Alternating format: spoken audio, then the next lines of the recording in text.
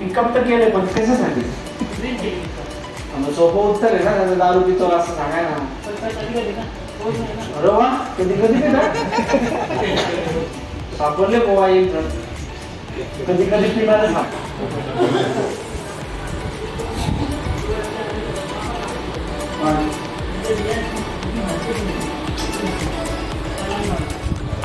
असं किती प्यायचे कधी कधी?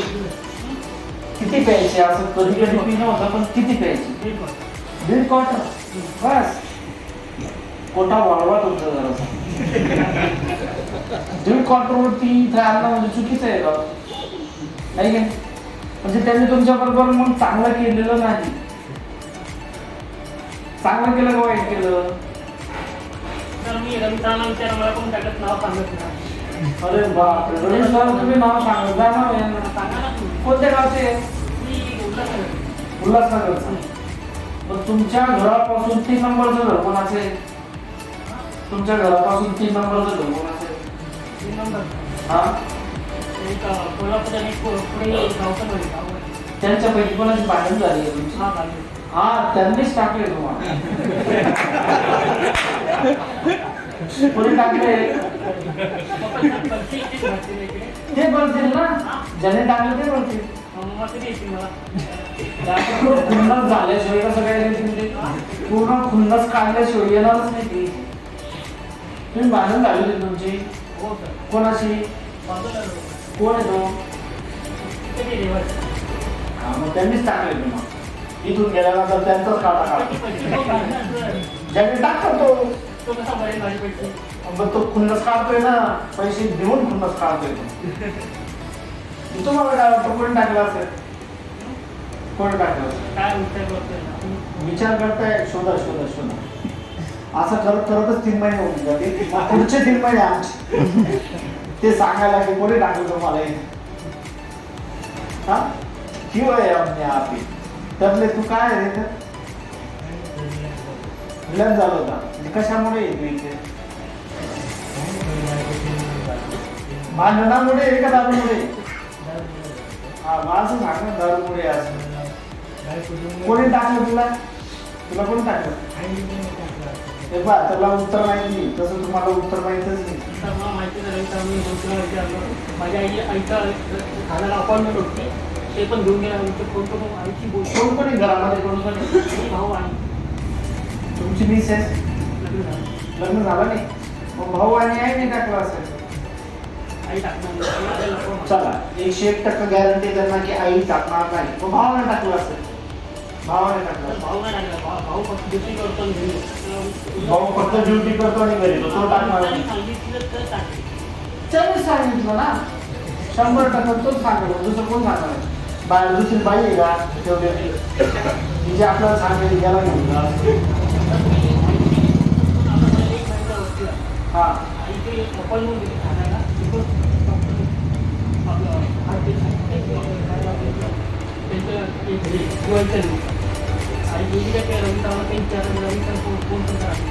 रवी सर कसे देते? रवी सर जेव्हा आले होते तिथे तेव्हा त्यांना ते माहिती नव्हतं की त्यांना पण टाकलं होतं. ते अजून पण शोधू राहिले की मला टाकणार कोण होतं.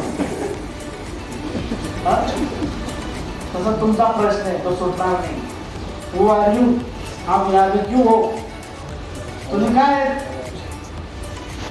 चष्मेवाले काका, तुम्हाला माहिती आहे की कोणी टाकलंय असं? माहिती नाही, शोधायचं आहे. माझी इच्छा नाही. Very good. हे बा असं उत्तर पाहिजे माणसाचं. इच्छाच राहिलेली नाही त्यांचं ऐकण्याची. कोणी टाकलंय, काय टाकलंय? टाकलं आहे म्हणून आहे ना. Who are you? आपकी किस्मत ने आपको यहाँ पे लाया है. आवाज थोड़ा कम कीजिए. फेमस डायलॉग है वो मेरे को आज याद आ रहा है. हमें तो अपनों ने लूटा. पुढे काय? गैरों में कहा दम था. आगे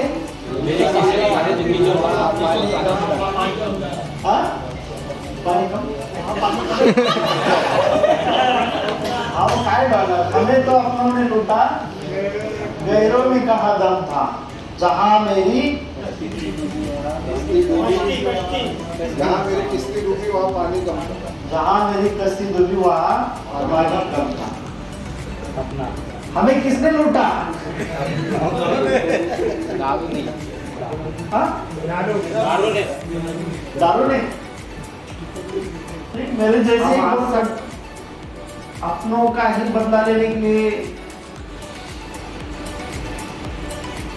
दारू का नशे का सहारा लेके उनकी खुंदस निकालने के लिए सब इतने लोग हैं यहाँ पे। इतने लोगों में से कितने लोग ये मानते हैं कि मैं जो नशा कर रहा हूँ उसका रीजन ही मेरा परिवार है? ऐसा कितने लोग मानते हैं?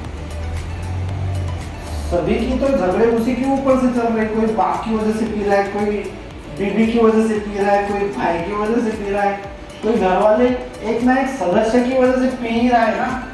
आप में से ऐसे कोई लोग है क्या जो ये मानते हैं कि नहीं आप मैं पड़ोस वालों की वजह से पी रहा हूँ? आप तो कोई लोग जरा जो पड़ोसी उसके कारण मैं पी रहा हूँ, एक हाथ उठा दो। या तो फिर ऐसा एक रीजन बता दो कि जहाँ पे तुम काम करते हो उनकी वजह से पी रहे है कोई? या तो ऐसा कुछ रीजन बता दो कि गली वालों की वजह से मैं पी रहा हूँ। पी क्यों रहे? जो भी आप नशा कर रहे हो, खुद की जिंदगी जो बर्बाद कर रहे हो, वो किसके कारण कर रहे हो? अगर इसका रिसर्च किया जाए, इतने लोग बैठे सबको अगर रिसर्च किया जाए तो एक ही मुद्दा आता है, घर वालों की वजह से पी रहा हूं। हमें तो अपना ले लूटा, गैरों में कहा था। किसकी वजह से? घर का कोई तो भी सदस्य है। या तो हम मानते हैं कि इनकी वजह से मैं नशेबाज बना हूं या तो इतनी नशा कर रहा हूं, नहीं तो वरना एक भी रीजन नहीं है मुझे नशा करने की। वो हमारी थिंकिंग, भले साइंस कुछ भी कह लेती, चलो साइंटिफिकली कारण अगर बताया जाए तो एक आदमी को जिसको नशेबाज बनना होता है उसको नशा सबसे प्यारी होती है, उसको रीजन नहीं होता कोई, हाँ ना? ये साइंस है। लेकिन साइंस छोड़ के हमारे दिमाग से अगर पूछा जाए तो उसमें एक ही रीजन आता है, घर का कोई तो भी सदस्य है उसके कारण मैं पी रहा हूँ। मैं झूठ बोल रहा हूँ या सही बोल रहा हूँ? हाँ, है ना? घर का एक तो भी मेंबर हो सकता है, एक तो बीवी हो सकती है, एक तो भाई हो सकता है, एक तो बहन हो सकती है। घर का एक सदस्य के कारण मैं पी रहा हूँ। ये दरअसल सभी नशेबाजों का ये रीजन बाहर आता है कि नहीं यार मेरे बीवी का स्वभाव अच्छा नहीं है। कुछ कुछ जगह ऐसी है जहाँ पे उसका स्वभाव मुझे अच्छा नहीं लगता, उसके कारण मैं पी रहा हूँ। या तो कुछ तो भी घर के कोई एक मेंबर है उसके कारण पी रहा हूँ क्योंकि प्रॉपर्टी की बात चल रही है, या तो मेरा कहना वो मानते नहीं उसके कारण मैं पी रहा हूँ। अगर एक समझो कि घर के कारण हम लोग पी रहे तो घर वाले सदस्य यहाँ पे आने चाहिए थे, तुम क्यों आए? अगर समझो ये जड़ है और ये जड़ का जो मेन जो भी घर का सदस्य है वो अंदर होना चाहिए था, आप क्यों हो? आप तो बाहर होने चाहिए था ना। प्रॉब्लम अगर दूसरे में है तो वो जो प्रॉब्लमेटिक पर्सन है वो अंदर आना चाहिए। मैं क्यों आऊं? मुझे आने की नौबत क्यों मिली?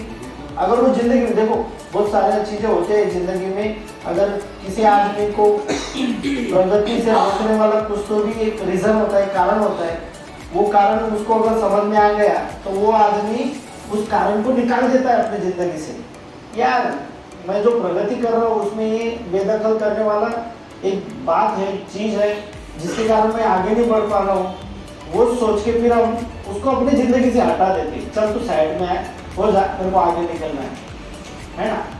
तो घर के ऐसे कोई मेंबर है, कोई एक कैरेक्टर है जिसको लेके मैं परेशान हूँ और मैं पीते जा रहा हूँ, खुद को ही बर्बाद करते जा रहा हूँ, जो हम लोग समझते हैं उनके कारण मैं पी रहा हूँ, उनके कारण मैं खुद को बदनसीब मानता या मेरी जिंदगी खराब कर रहा हूँ, है ना? हमें तो अपना लोटा गैरों में कहा था, वापस वही चीज। और ये मेरी समझ है, हर किसी की समझ होती है कि एक ये बंदा है जिसके कारण मैं मेरी दुनिया, मेरी जिंदगी, मेरा संसार मैं सब उद्ध्वस्त कर रहा हूँ।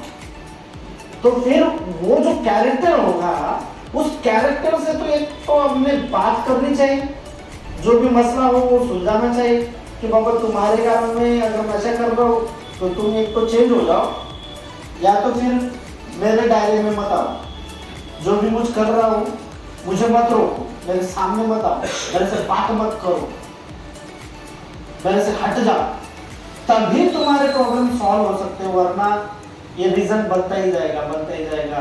वो सोचेंगे घर वाले लोग कि यार ये पिता है इसलिए हम इसे इस तरह इसको हैंडल करना चाहते हैं कि कभी रियाज में फेंक दिया, कभी दूसरी जगह फेंक दिया, कभी प्रॉपर्टी से निकाल के फेंक दिया, है ना। आपको इग्नोर करते जा रहे हैं एक एक हिस्से से, एक एक आपका अधिकार से आपको इग्नोर कर रहे हैं वो लोग। और वो इग्नोर अगर वो लोग कर रहे हैं तो हमने क्या करना चाहिए? पूरी जिंदगी ऐसी ही निकालनी है हमें? पूरी जिंदगी ऐसी निकालनी है कि आपको नहीं निकालनी। तो प्रॉब्लम कहीं ना कहीं जो हमारे दिमाग में बैठा हुआ है घर वालों के प्रति, उसको सॉल्व किस तरह किया जाए? वो तो बिना बात का सॉल्व ही नहीं हो सकता।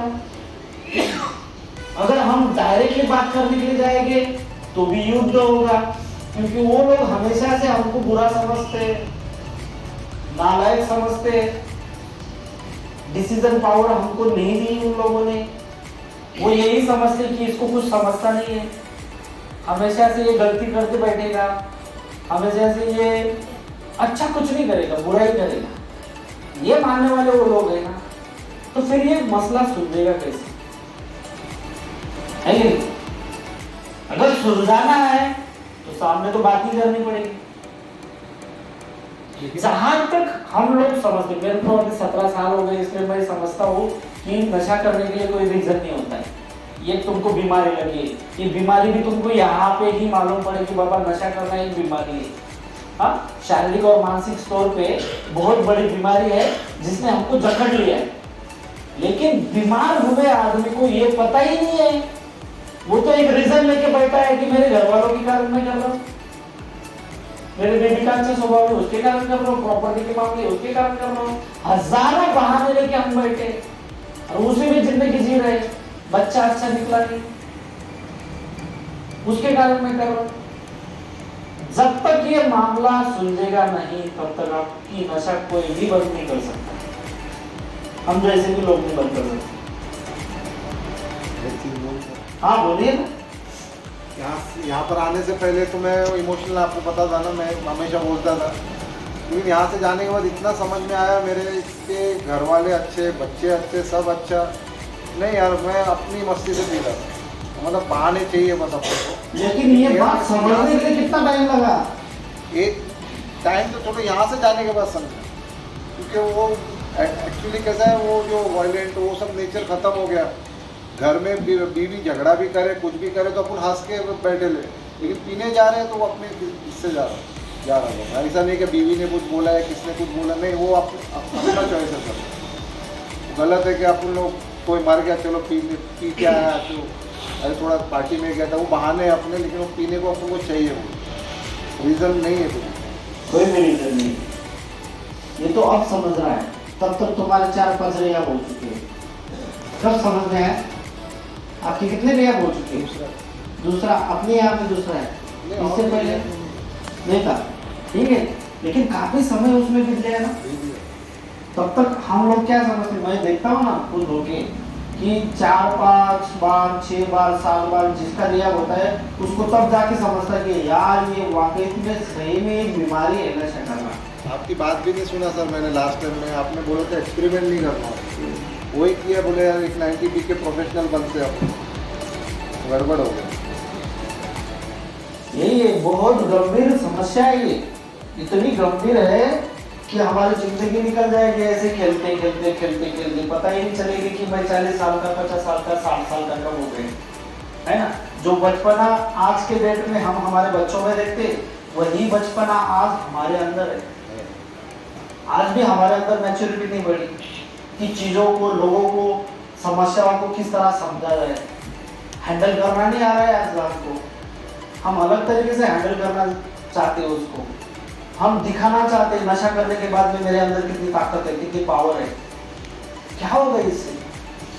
आपकी पावर, आपकी ताकत जब तक आपको रिहाब नहीं पता था तब तक चलती थी।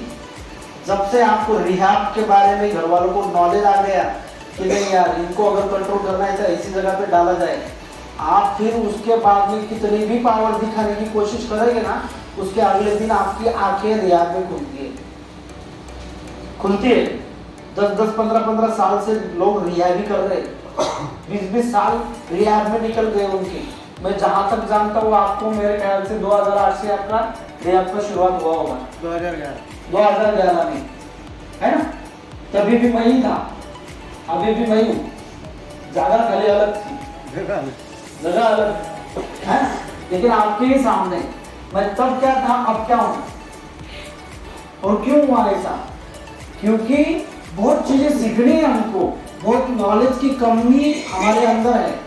ये मैं एक ही बात बोलता हूँ और अल्कोहलिक एनोनिमस की किताब में भी लिखा है, हम नशेबाज क्यों है, उसका रीजन है हमारे अंदर नॉलेज की कमतरता की वजह से हम नशेबाज हैं, अज्ञानता की वजह से हम नशेबाज बने हैं। अल्कोहलिक एनोनिमस का किताब कभी पढ़ लेना। अज्ञानता की वजह से हम नशेबाज हैं। और ये अज्ञानता है क्या?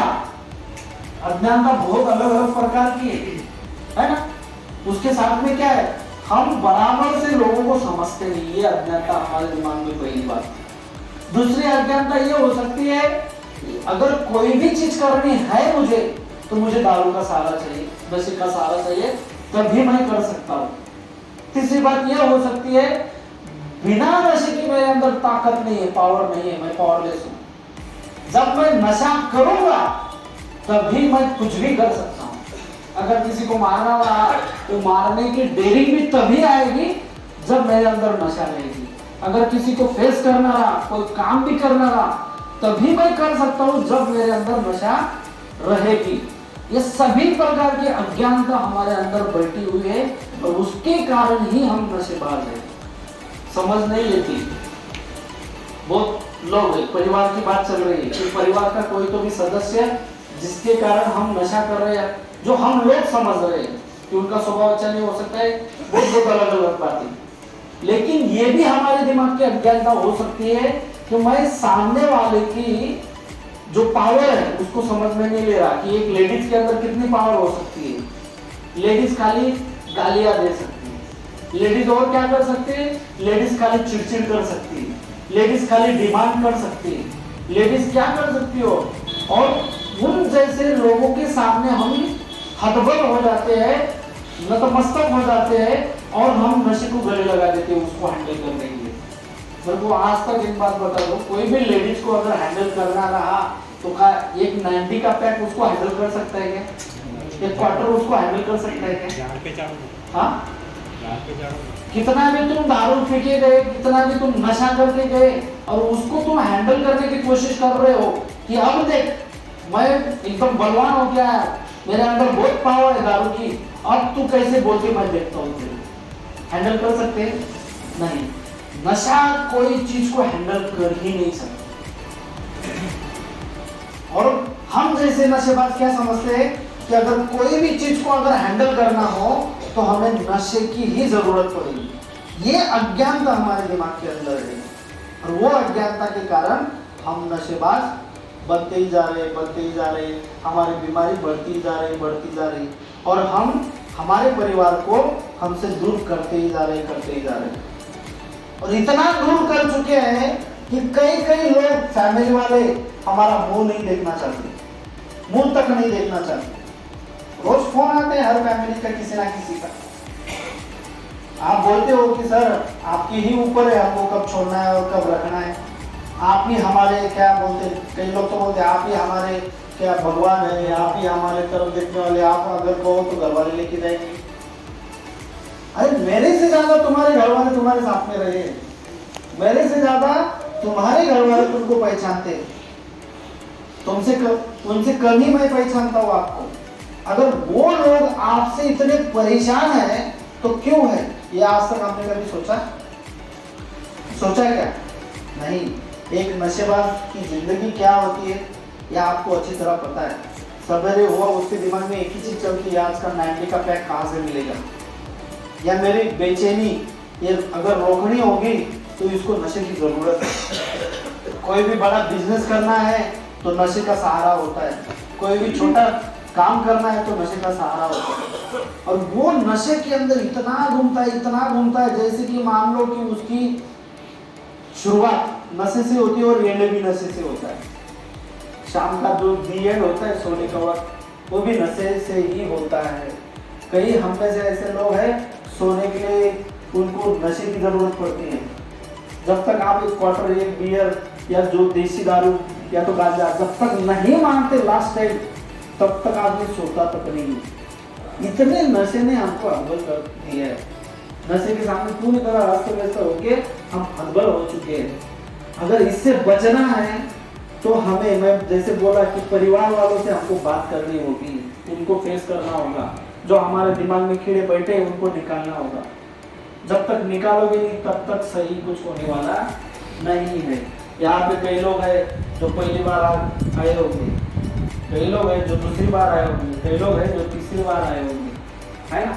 जो पहली बार आता है उसको यही लगता है बस रुक गया मैं, ये चाबी मेरे पास है, इसको कब बंद करना है और कब चालू करना है कि मैं जानता हूँ मेरे हाथ में। मैं इतना बड़ा नशेबाज नहीं या इतना बड़ा आज तक मैंने इतना नुकसान नहीं किया कि इन लोगों की जैसे वापस मेरे लिए आप होंगे। और यही और कॉन्फिडेंस के हिसाब से जब हम घर पे निकल जाएंगे, किस दिन तुम्हारे हाथ में बोतल आ जाएगी, किस दिन तुम्हारे हाथ में गांजा आ जाएगा, तुमको भी नहीं समझेगा। जिस दिन आएगा उस दिन तो पहला गाली तुम कैलाश भावेशकर को ही देने वाले हो, दूसरा गाली घर वालों को ही देने वाले हो। बहुत लोग हैं ऐसे समाज में आज भी घूम रहे, यहाँ से वो या दूसरी जगह से वो जो गए और जो चालू हो गए, उनके घर वाले एक ही चीज बोलते हैं कि यार हम इनके लिए सब कुछ कर रहे, फिर भी ये सुधरने के लिए तैयार नहीं। कहाँ से 10 दिन में 15 दिन में वापस से चालू हो जाते। लेकिन ये जो यातना है हमारे घर वालों की, जितनी यातना उन्होंने आपके लिए कर रहे, क्या उतनी यात्रा आप यहाँ पे बैठने के बाद आपको हो रही है? नहीं हो ही नहीं सकता। जैसे बोला जाता है कि एक औरत जब माँ बनती है, जितनी यातना उसको होते उतनी यातना अगर किसी मर्द को हो जाए तो मर जाएगा, मर जाता है इंसान। परसेंटेज है उसका कुछ। किसी को जन्म देते समय जितनी यातना एक औरत को होती है ना, एक माँ को होती है ना, उतनी यातना अगर मर्द को किसी एक्सीडेंट में लग जाए या किसी प्रॉब्लम में फंस जाए और उतनी यातना हो तो आदमी सीधा ऊपर चले जाएगा। उसका प्रमाण इतना हाई रहता है, फिर भी लेडीज वो सहन करके एक बच्चे को जन्म देती है। अगले 5 मिनट में अगर उसको समझ गया कि देखो एक बच्चा पैदा हुआ है, बेटा हुआ है, बेटी भी है, उसके चेहरे की मुस्कान एक पल में वो सब यातना वो भूल जाती है, सब यातना। उसके बाद लेकिन वो एक नया एक काल आने वाला होता है, नया एक जमाना आने वाला होता है, एक फूल आने वाला होता है घर के अंदर कोई तो भी जो खुशियां बांट सके, उसको वो भूल जाती है। और जितना हम अपने औरत को या तो फिर माँ बाप को जितना परेशान आज तक कर चुके होंगे नशे के कारण, वो भूलने वाली चीज है। अल्कोहलिक एनोनिमस हो या बड़े बड़े सेंटर हो, जो नशे से दूर रहते हैं ना, 1-1, 2-2 साल, 3-3 साल, हर साल वो सोसाइटी का बर्थडे मनाते हैं। और जिस दिन भी ये सोसाइटी का बर्थडे रहता है उस दिन वो ग्रैटिट्यूड डे मनाते हैं। ग्रैटिट्यूड डे क्या बोलते हैं उसको मराठी में? धन्यवाद दिवस। और उस धन्यवाद दिवस को वो सबको याद करके एक ही चीज बोलते हैं, ये तुमने जो मुझे ये नशे के बाहर लाने के लिए जो भी कुछ कार्य किया, इन सब लोगों का धन्यवाद करना होता है। माँ बाप का, बीवी का, भाई का, जो भी लोग हैं। लेकिन मैं काफी सालों से देख रहा हूँ कि रिहाब में डालने के बाद आदमी धन्यवाद नहीं करता, घर पे जाके धन्यवाद करता है ना। जैसे इनके जैसे मेरे को किसने डाला आज तक मैं सोच रहा हूँ, 1 महीना हो गया लेकिन मेरे को नाम ही नहीं पता।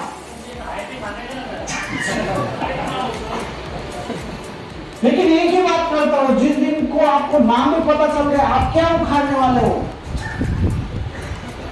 कोई उखाड़ सकता है क्या? और आपको ही उखाड़ के फेंक दिया है। आप बोलेंगे तूने डाला था, रुक मैं आया 100 रुपए लेके जाओगे देसी दारू की दुकान और बोतल में मार के आओगे, वो बोलेगा रुक, हेलो आ जाओ, ये आपका पार्सल लेके जाओ। क्या होगा? नाम पता भी चल जाएगा तो क्या होगा? हम में से तो आधे ज्यादा लोग मानते हैं हमको किसने डाला है, हाँ? सबको पता है मेरे को डाला किसने होगा। तर माणूस मनापासून उठून जाईल. जाऊ द्या बाबा, शिल्लक राहू दे घरी गेल्यानंतर थोडाफार, है ना? तो हम 2-3 चीजें जो है ये हमको समझना है। पहली बात, हमारा जो अज्ञानता भरा है इसको पूरी तरह से निकालना है। जिन चीजों के कारण मैं नशा कर रहा हूँ वो कभी कारण बन ही नहीं सकती, है ना? मैं बोला कि अगर समझो तुम्हारे ऊपर हमला कर दिया, यहाँ से निकलने के बाद गली के अंदर तुम्हारे मोहल्ले में किसी ने हमला कर दिया, 2-4 लोग आए तुमको मारने लग गए, और यही बात अगर तुम्हारे घर वालों को पता चले कि तुमको मार रहे, सबसे पहले भाग के कौन आएगा? क्यों आने चाहिए? वो तो आप दुश्मन मानते हैं ना उन लोगों को, घर वाले ही आएंगे ना, वही आते हैं। क्या बाहर वाले आएंगे? जाने दो छोड़ दो, अच्छा आदमी है, अच्छा आदमी, कोई नहीं आएगा। घर वालों को मालूम पड़ा कि तुमको मार रहे रास्ते पे, बीच चौराहे पे, तुम्हारे सबसे पहले जो भी होंगे जिनको हम दुश्मन समझ रहे, पहले तो सबसे पहले एक ही चीज दुश्मन होती है, वो है बीवी। सबकी वाइफ को ऐसे ही लगता है हर मर्द को कि मेरी दुश्मन तो खाली वाइफ ही हो सकती है। अगर उसको छोड़ दो तो दूसरा होता है भाई। हम समझते कि मेरा भाई ने ही मेरा ये बड़ा कांड किया है, और उसको भी छोड़ दो तो तीसरा जो इंसान होता है वो होता है भाभी, है? और उसको भी छोड़ दो, चौथा इंसान होता है दाजी। दाजी मतलब जीजा, वो तो सबसे बड़ा दुश्मन। हमको ऐसा ही लगता है परिवार वालों में से। ये इतने लोग हैं जो मेरा सत्यानाश चाहते हैं, लेकिन इन्हीं लोगों को समझने दो कि तुमको चौराहे पे मार रहे, सबसे पहले दौड़ के कौन आएंगे? ये सभी लोग आएंगे जिनको हम दुश्मन समझ रहे हैं, वही तुमको पालेंगे, वही तुमको पहुंचेंगे, आगे जाके तुम्हारी मदद वही करेंगे। अगर वो दुश्मन है हमारी नजरों से, नशेबाज की नजरों से, तो फिर अपना कौन है? जो दुश्मन है उसको हम अपना मान रहे। कौन है दुश्मन? इनमें से 4-5 नामों में से मेरे को आज एक उंगली खड़ा करके बताओ कि इन्होंने आपको नशा करना सिखाया। बीबी नशा करना उसने सिखाया, पिता नशा करना उसने सिखाया, कभी बोतल लेके तुमको बोला आजा बेटा पी ले मेरे साथ में? कभी नहीं। हाँ, तुम्हारे जीजा उन्होंने सिखाया नशा करना? नहीं। और कौन है फैमिली में? जितने मम्मी तो नशा करती ही है ना, वो तो सिखा ही नहीं सकती अपने लाडले को, कैसे सिखा सकती है? अगर ये हम दुश्मन मान रहे अपनी नजरों से, तो उन्होंने कभी हमको नशा करना नहीं सिखाया। उन्होंने हमेशा अच्छी जिंदगी जीने के लिए क्या करना पड़ता है ये सिखाया। उन्होंने बदले की भावना भी कभी नहीं सिखाई। जहाँ इससे लड़, इसको मार, इसको तोड़, इसको फोड़, ऐसा कभी इनमें से कोई आदमी ने नहीं सिखाया। जो सिखाने वाले थे वो बाहरी दुनिया वाले हैं। कौन थे? जान से भी ज्यादा मैं तुझे चाहता हूं। एक 90 का पैक किया अपने दोस्त के ही पास, अपने घर वाले की बुराई करने वाले हम हैं। अपने दोस्त के ही पास अपने घर वालों को गाली देने वाले हम हैं, उनकी बेइज्जत करने वाले हम ही हैं। हाँ? और दोस्त कब तक? जब तक आप दुकान के बाहर नहीं आते तब तक। एक बार दुकान के बाहर आ गए, वो इधर आप उधर। अगर उसको भी समझ में आ गया कि पीते पीते दोनों का कुछ हो रहा है, वो उधर से ही छोड़ के चला जाएगा। ये साली नौबत वही पिलाएगा और वही आपको गालियां देगा दुनिया के सामने। मैंने नहीं बोला था इसको इतना मत पी, मैंने नहीं बोला था, देखो कैसे पागलों की तरह कर रहा। यही 4 लोगों को उठा के लेके आएगा और बताएगा देखो देखो ये कैसा पी रहा है। अरे भाड़ को जाने दो यार, मेरे को गालियां आ रही। उसी के गिलास में पिया एक ही जगह पे, हाँ? उसी के पैसों से पिया और उसी की बुराई कर रहा है। दूसरे दिन 4 लोगों को बताएगा, अरे तुला माहित पडलं का काय हा? तू तिथं पडला होता काय, काल काय गंमत झाली ना, इतका पिला जो त्याने भांडणच केली, पूरे गांव में झंडा वही लगाएगा। माँ बाप कभी झंडे नहीं लगाते, बच्चा पी के आया ना, माँ बाप क्या करते हैं, माँ अगर होगी तो पहले खटला डालेगी, उसको बोलेगी बेटा तू इधर सो, तेरे को खाना देती, सो जा उठ मत, तेरा पापा आएगा, उनको मालूम नहीं पड़ना चाहिए। अगर तुम बाहर गिरे हो तो वहां से उठा के तुम्हारी बीवी अंदर लाएगी और बोलेगी पिया में ठीक है, दुनिया को नहीं दिखना चाहिए। पैन में भी अगर तुमने पेशाब कर दिया तो पैन निकाल के वो सूखने के लिए डाल देगी, अच्छे कपड़े आपको पहना देगी, भूखा कभी नहीं सोने देगी। वो होती है बीवी, और दुश्मन उसी के बने हुए। हाँ? और यही अगर दूसरी दुनिया के बारे में बात करते बाहर वालों की, पढ़ा है ना, पढ़ने दे, उल्टा उसकी सेल्फी निकालेंगे, फोटो निकालेंगे और ग्रुप में भेजेंगे। जिनको अपना माना वो अपने कभी नहीं, जो अपने हैं उनको कभी मैंने अपना माना ही नहीं। उल्टा हमने क्या किया, बाहर की दुनिया के पास उसकी बदनामी की, ये मेरा नहीं है, वो मेरा नहीं है। एक बंदा आया था 3-4 दिन पहले यहाँ से छुट के गया, और वो बंदा उसकी बीवी को लेके आया था साथ में यहाँ से, और बोला फुल ड्रिंक था, फुल टू 4 दिन से कंटिन्यू कर रहा था। और आने के बाद बोला कैलाश सर किधर है, मेरे को उनसे बात करनी है। मैंने बोला ठीक है आ जा, बैठे दोनों हस्बैंड वाइफ दोनों मेरे सामने बैठे। क्या बात करना चाहता है, मैंने पहले उनको पूछा क्या तू दारू क्यों पी रहा है? बोले सर मैं बहुत कुछ सीखा यहाँ पे। वेरी गुड, वो मेरे को नजर आ रहा है तेरे अंदर, तू क्या सीखा है, तू वो साथ में लेके आया है, फुल पी के आया और मेरे को बोलता बहुत सीखा, तुमको बहुत सीखने को मिला। कि फिर क्या हुआ, तू दारू क्यों पिया है? बोले इसकी एक वजह है। तू बताओ क्या वजह है? उसकी वाइफ को बोल रहा तू बता, उसकी वाइफ क्या बोलेगी? उसने बोला मेरे को कुछ मालूम नहीं, तू बता। उसने बोला सर एक वजह है, ये बता तो सही क्या वजह है? बोले मेरी मम्मी। हाँ आज तो मम्मी अगर साथ में लाता ना तो ये बोलता था सर उसकी एक वजह है, क्या? मेरी बीवी। मैंने बोला मम्मी वजह है?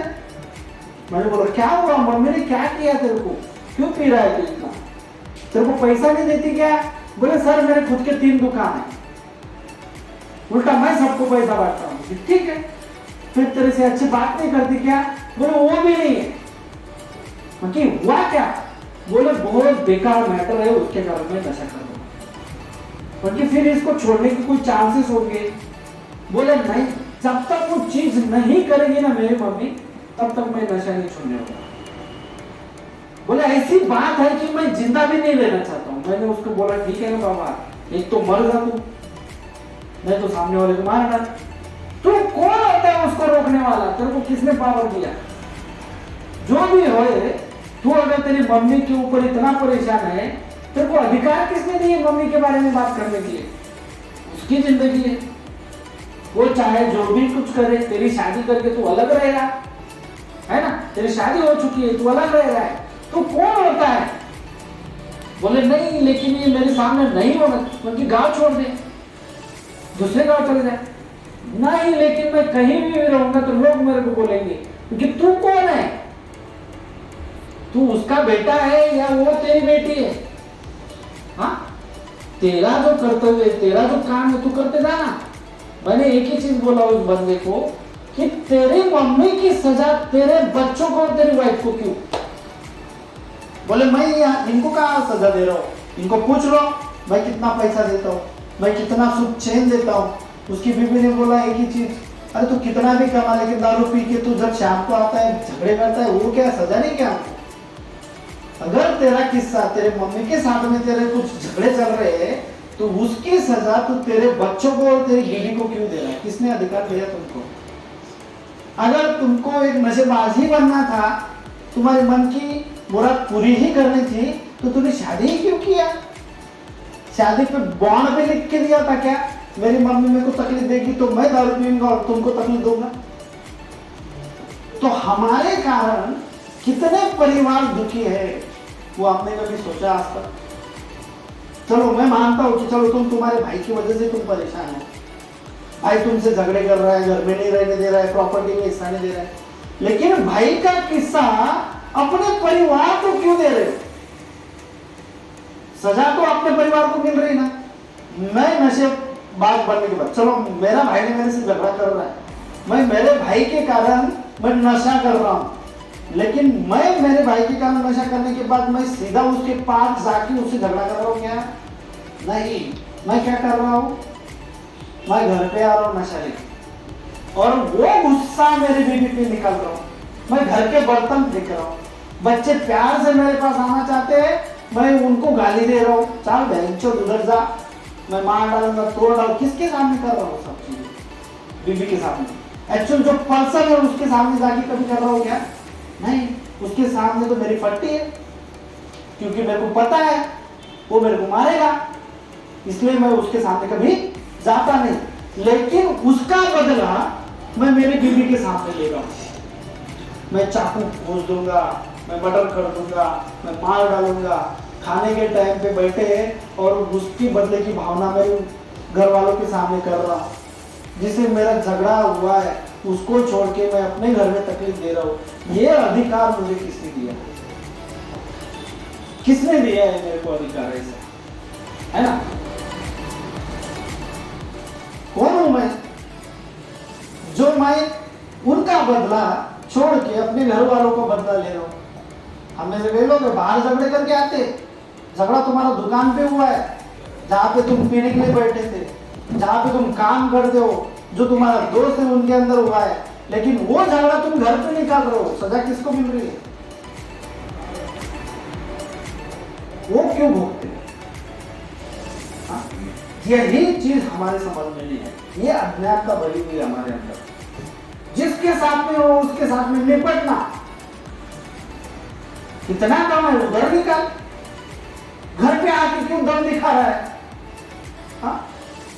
अगर समझो मेरा झगड़ा आपसे हुआ है यहाँ पे, मैं घर पे जाके ये झगड़ा घर वालों के सामने निकाल रहा हूं, उनका क्या संबंध? वो थे क्या उस पिक्चर में? नहीं, एक विलन मैं था तो सामने वाला हीरो था, लेकिन घर पे जाके मैं हीरो बन रहा हूं। किसके सामने? बीवी के सामने, माँ बाप के सामने। मैं उधर हथियार उठा रहा हूं, वो मेरे को पीछे लेके जा रहे, उधर हथियार उठा रहा हूं, वो मेरे को पीछे लेके जा रहे। सजा किसको दे रहा हूं? अपने बच्चों को, अपनी बीवी को, अपने माँ बाप को, जो कि इस पिक्चर में नहीं, उनका कैरेक्टर भी नहीं था, कोई रोल ही नहीं है उनका, अपनी पर्सनल जिंदगी में उनका रोल ही नहीं था बाहर की, और सजा मैं घर के अंदर लाके दे रहा हूं। किसने अधिकार दिया मेरे को? किसी ने नहीं अधिकार दिया। हाँ, आज भी जो समझ में आ रहा है हमारे, तो एक ही चीज समझ में आ रहा है कि घर वालों की वजह से पी रहा हूं। एक्चुअल पिक्चर में तो वो नहीं है, जो रीजन है वो तो अलग ही है साला।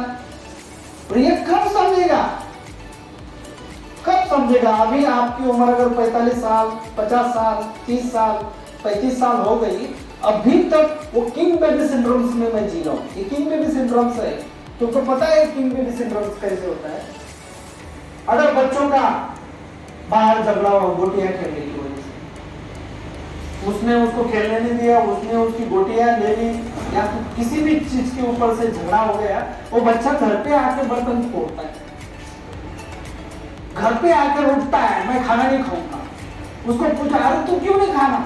वो साले को जब तक मारूंगा नहीं तब तक खाना नहीं खाऊंगा, या तो उसका बदला नहीं लूंगा तब तक खाना नहीं खाऊंगा, या तो घर में मैं पढ़ाई नहीं करूंगा, मैं क्लास को नहीं जाऊंगा, मैं स्कूल में नहीं जाऊंगा।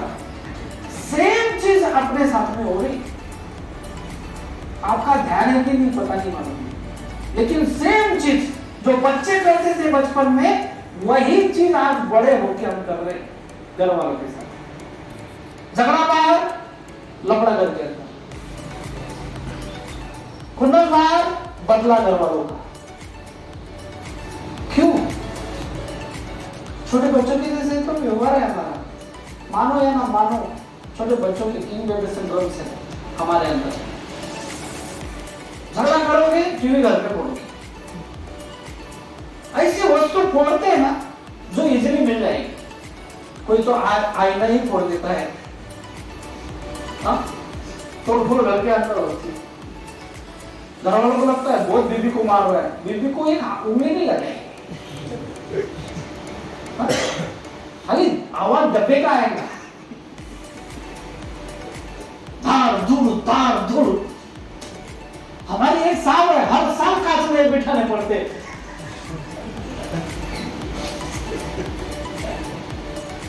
जरा अगर फोड़ना ही है तो जरा कीमती फोड़ो ना। कहने का मतलब क्या, अगर तुमको कोई चीज फोड़नी है तो जरा ज्यादा कीमत वाली चीज फोड़ के देखो एक बार। हाँ, वो घड़ी घड़ी दीवार के कांच पे ही क्यों लाते हो? अरे मानो मैं बाप में जाऊंगा, 50 रुपए का कांच लेके आऊंगा, बिठा दूंगा। सजा किसको है? आपके खुद के परिवार वालों। और ये चीज आपके बच्चे नोटिस कर रहे हैं। हम जानते हैं, ठीक है, मैं नशेबाज हूँ, मैं तकलीफ करता हूँ, घर के अंदर झगड़े करता हूँ, ये सब कुछ करता हूँ, मैं करता हूँ, लेकिन नहीं, आपके जो बच्चे हैं ना, छोटे छोटे, जो बड़े भी हो चुके होंगे, वो बच्चे आपको ऑब्जर्व कर रहे हैं। वो जो भी ऑब्जर्व कर रहे हैं, वो जब बड़े होंगे ना, तब सेम तुम्हारे जैसे ही करेंगे। और तब तुम तरसोगे कि साला जो मैं करता था, आज मेरा बच्चा वही कर रहा है। आज तुम्हारे बच्चे दुनिया के सबसे होशियार होंगे, बहुत नम्रता भरी होगी उनके अंदर, बहुत आदर्श होंगे, लेकिन एक बात लिख के रखो, जो तुमने किया है वो बाद में वो करेंगे ही करेंगे। पुराने जमाने में देखो, सास रहती थी, अपनी सुनवाई को बहुत मारती थी, पीटती थी, सब कुछ करती थी, फिर ये सास भी कभी बहू थी, है ना? जब ये सास बूढ़ी हो जाती है तो उसकी बहू उसको रिटर्न में वही देती है। वो बोलती है, अगं मला पाणी दे ना, मरव तिकडं, ही मरत काय नाही। त्या जमान्यात बऱ्याच बहूंनी आपल्या सासवांच्या गळात थांबून मारून टाकले, मरली, गेली, है ना? उनको बदले में वही मिलता था। तो आपने जो भी किया है, आपको बदले में रिटर्न मिलेगा। इस बात को ध्यान में रखो। अगर नहीं मिलना चाहिए तो आज से ही सुधरना पड़ेगा, वरना टाइम कैसे निकल जाएगा आपके भी समझ में नहीं आएगा। और एक नसीबात को तो जिंदगी भर समझ में नहीं आता बॉस। मरते दम तक खाली उसके दिमाग में एक ही यादें रहती है, उसने जो भी कुछ अच्छा किया है वही उसको याद आता है, जो बुरा किया वो कभी याद नहीं आता। हमेशा से हमको लोग बोलते कि भूल गया तू, तेरे लिए जो हम लोगों ने किया उसको भूल गया तू। भूल जाते हैं फिर नशेबाज इंसान, उसके अच्छे और बुराई की फर्क करना ही नहीं आती, उसको समझता नहीं कि किस परिस्थिति को किस तरह से मेरे को हैंडल करना है। तो ये चीज है। और हम सोच रहे कि हम वो आ रही हूं, मैं यहाँ पे क्यों? कोई टूर्नामेंट जीत के नहीं आए, यहाँ पे वर्ल्ड कप जीत के नहीं आए, जो कुछ करके आए ना उसकी वजह से आप हो। और वो चीज की जब तक आपको रियलाइज नहीं करोगे आप, तब तक कुछ समझने वाला नहीं है। ये 2-4 महीने ऐसे ही गुजर जाएंगे हाउस में, मजे में, और फिर बाद में आप बाहर जाके ही भूल जाओगे कि मैं अंदर क्यों था, मेरी कुछ गलती नहीं थी, घर वालों ने डाल दिया, मैं तो कभी कभार पीने वाला था, इसलिए उन्होंने बदले के कारण मेरे को डाल दिया। तो मेरा खाता निकालना चाहते थे, मेरे पीछे कुछ बेचना चाहते थे, उसके कारण मेरे को डाल दिया। ये सब गलत फहमी सबके दिमाग में भरी हुई है, इसको निकाल के फेंको, फेंक दो। नहीं तो भगवान ने हमें अगर 100 साल की जिंदगी दी है ना, ये ही कहते कहते 100 साल निकल जाएंगे, अगला जन्म कौन सा मिलेगा मालूम नहीं। अगर अच्छे कर्म किए होंगे तो वो आदमी बता सकता है, यार इसने इतने अच्छे कर्म किए, इसको अगला जन्म अच्छा ही मिलने वाला है। क्या पता चला जानवरों में देगा क्या और किस में देगा, है ना? ये कर्म गिनते गिनते ही दिन निकल जाएंगे। आज तुम रियाद में हो, कल जाके मेरे को ऐसा ना दिखना चाहिए कि किसी बुढ़ा होने के बाद में आपको एक वृद्धाश्रम में रख दिया है, जो एक एक साल 2-2 साल आपको देखने के लिए कोई नहीं आ रहा है। एक साथ में पैसा भर देते वृद्धाश्रम में, मरते दम तक का कॉन्ट्रैक्ट। आप नसीबवान हो, इतना तकलीफ देने के बावजूद आपको एक रियाद में रखा गया है। आप देखते हो कितने भी करोड़पति इंसान हो, कितना भी पैसे वाला इंसान हो, आज उसका बात भी अपने को वृद्धाश्रम में बैठ रहा है। और वृद्धाश्रम में क्या हालत होती है, आप यहाँ पे बातें कर सकते, खेल सकते, योगा कर सकते, खाने के लिए मिलता है, सब कुछ कर रहे हो। वहाँ पे क्या हालत होती है, एक वृद्धाश्रम चलाने वाला इंसान की एक बार इंटरव्यू लेके देखो और उसको बोलना, तू जो भी बोलेगा कसम से बोलेगा, जो सच है वही बोलेगा। जो वृद्धाश्रम में बंदा जाता है ना, और वृद्धाश्रम वाले उसकी मरने की राह देखते हैं। क्यों? क्योंकि उसने एक ही बार में उसका पेमेंट लिया होता है, मरते दम तक का कॉन्ट्रैक्ट। 3 लाख, 2 लाख, 2.5 लाख, 4 लाख, 5 लाख एक साथ में पैसा भरा जाता है। और वो एक साथ में पैसा अगर भरा गया है तो वो वृद्धाश्रम वाला एक ही चीज सोचता है, ये जितनी जल्दी मरेगा उतना ज्यादा फायदा मेरा है, क्योंकि मरने के ऊपर उसके पैसे बचेंगे। अगर 4 महीने में आपको कर दिया, वृद्धाश्रम में डाल दिया घर वालों ने, और आप 4 महीने में गुजर गए, जो 10 साल जीने वाला था वो 4 महीने में गुजर गया, फायदा किसका हुआ? वृद्धाश्रम में। और रोज बूढ़े लोग उसके पास जाते हैं, आप बोले कि वो इमोशनल होगा, सेवा भावना से करेगा, सब कुछ उसके इमोशन जागो, अरे रोज देख देख के वो पागल हो चुका होता है, उसके इमोशन पूरी तरह मिट जाते हैं, मर जाते हैं। वो एक ही भगवान से प्रार्थना करता, रोज आज 4 बूढ़े मार दे। सच है ये। आप एक बार गहरा जाके रिसर्च करके देखो वृद्धाश्रम वालों का, क्योंकि कोई बूढ़ा पैन में टॉयलेट कर रहा है, कोई बूढ़ा खा कर रहा है, कोई बूढ़ा क्या कर रहा है।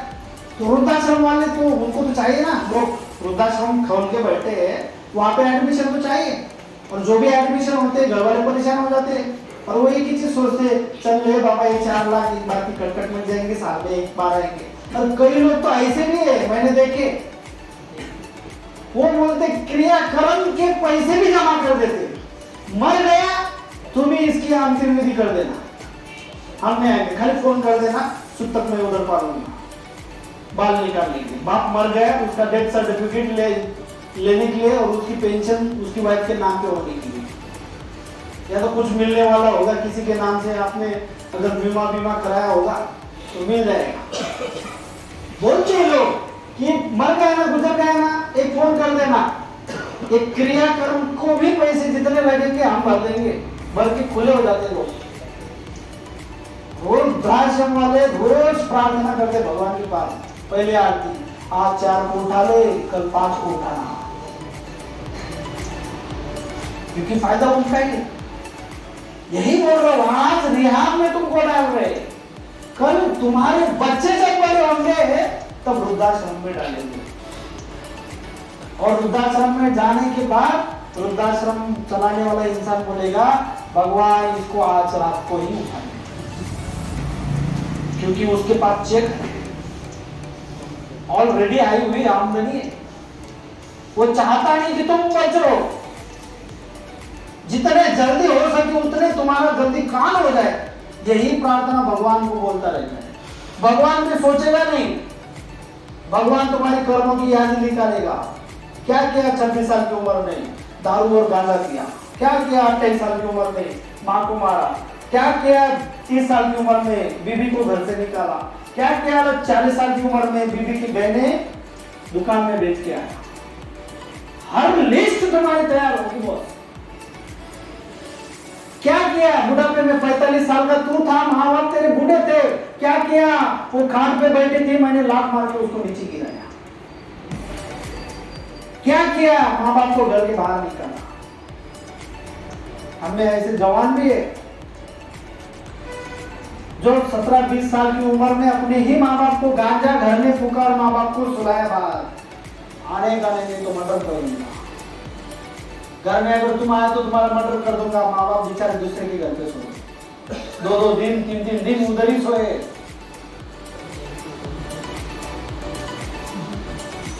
भगवान के पास हर लिस्ट है। दुनिया के कोई भी कोने में चले जाओ, भगवान है ही है।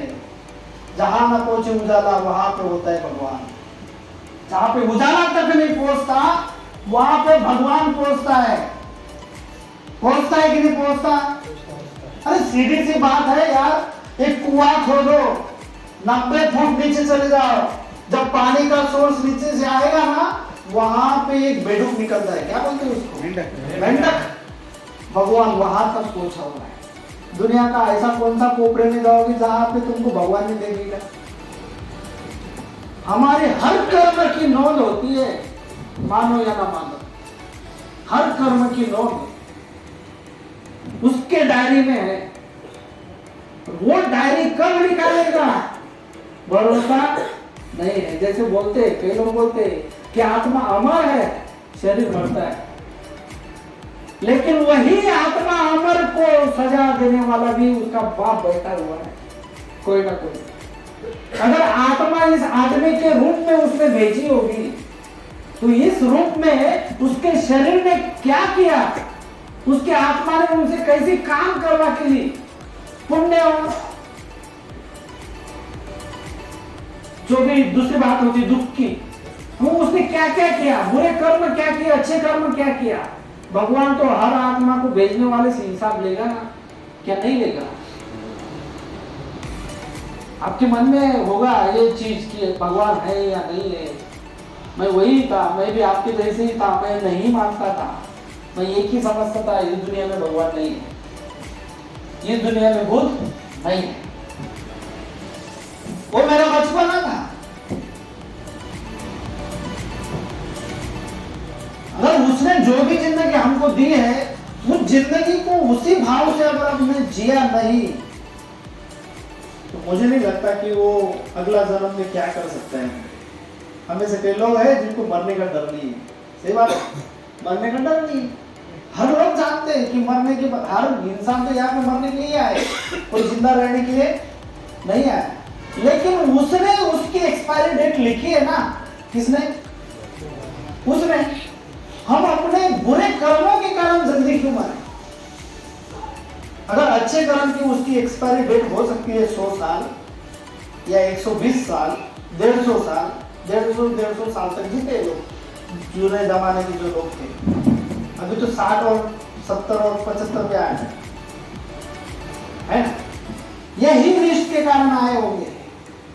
70 में मर गया, लिस्ट निकालेगी भगवान ने बुरे कर्मों की, किसने क्या क्या किया, किसको धोखा दिया, किसके गले पे छुरी रख के आगे गया, सब लिस्ट निकाली होगी। वो हमारी समझ में नहीं आती, लेकिन उसके पास तो है सब कुछ। कम से कम उसको तो डरो, उसको डरना जरूरी है।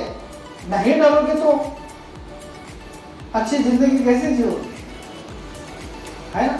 बहुत अभी देखो, पुराने जमाने में हमारे घर वाले, या तो आपके भी घर वाले आज भी जो बूढ़े लोग होते हैं, या तो फिर मध्यस्थी होते, लेडीज लोग ज्यादा करते, हर घर में एक देवारा होता है, भगवान होता है। हर रोज सवेरे उठ के उसकी पूजा पाठ करते, पहले नहाते शुद्ध होते, उसके बाद पूजा पाठ करते, फिर उसके बाद ही हर काम को हाथ लगाते, तब तो कोई काम नहीं करता। अगर वो ना होते तो ये लोग, इतने लोग क्यों पूजा करते? और उस लिस्ट में सबका नाम है। सबसे ज्यादा पढ़ा लिखा भी आदमी भगवान के सामने नतमस्तक होता है। सबसे कम पढ़ा लिखा आदमी, मतलब स्कूल में कभी नहीं गया, वो भी भगवान के सामने नतमस्तक होता है। अगर वो नहीं है तो फिर इतने लोग क्यों उसके सामने झुक रहे? कहीं ना कहीं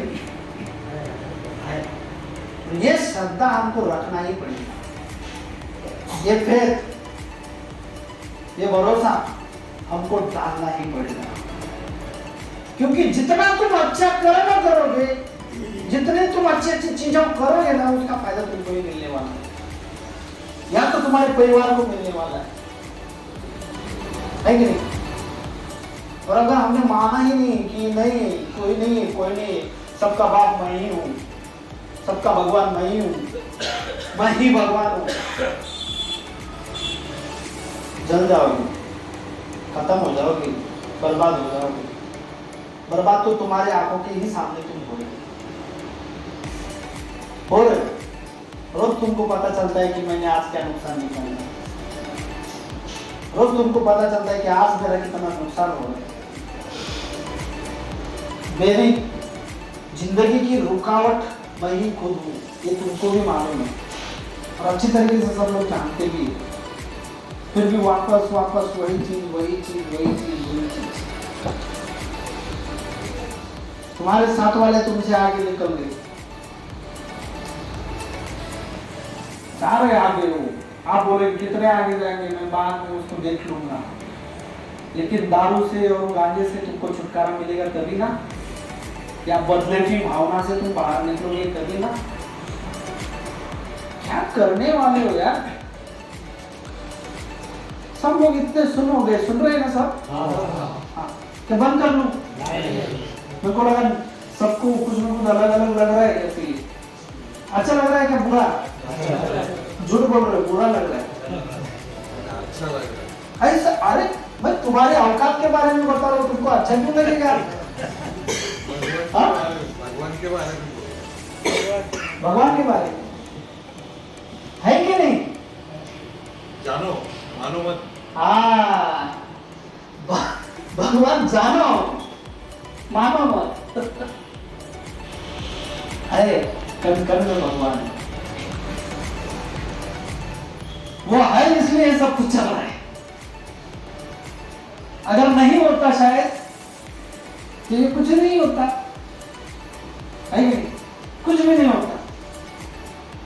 बहुत फायदे भी होते हैं कुछ कुछ बातें मानने के लिए। बहुत अभी देखते हो जो हिंदू धर्म में तो बहुत सारे भगवान को मानने वाले, भगवान की पूजा करने वाले लोग नॉनवेज तक नहीं खाते। वही मोमेडियन धर्म में नॉनवेज को ज्यादा महत्व दिया है, उनका भी भगवान होता है ना?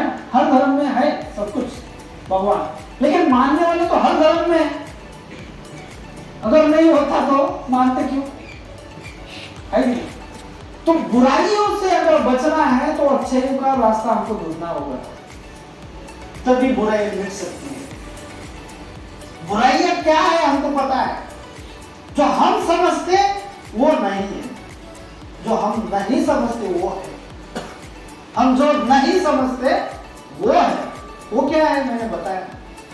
क्या आपके परिवार वालों को जो तुम मानते होगा कि इसके पीछे किसका हाथ है, वो लोग हैं? नहीं, तुम्हारे बुरे कर्म, तुम्हारी बुरी संगत, तुम्हारे बुरे ये आदतें, बुरी दशाएं जो हमने अपने अंदर डाली, जो उसको हम जिंदगी समझ बैठे, वही तुम्हारा दुश्मन है, दूसरा कोई दुश्मन नहीं है।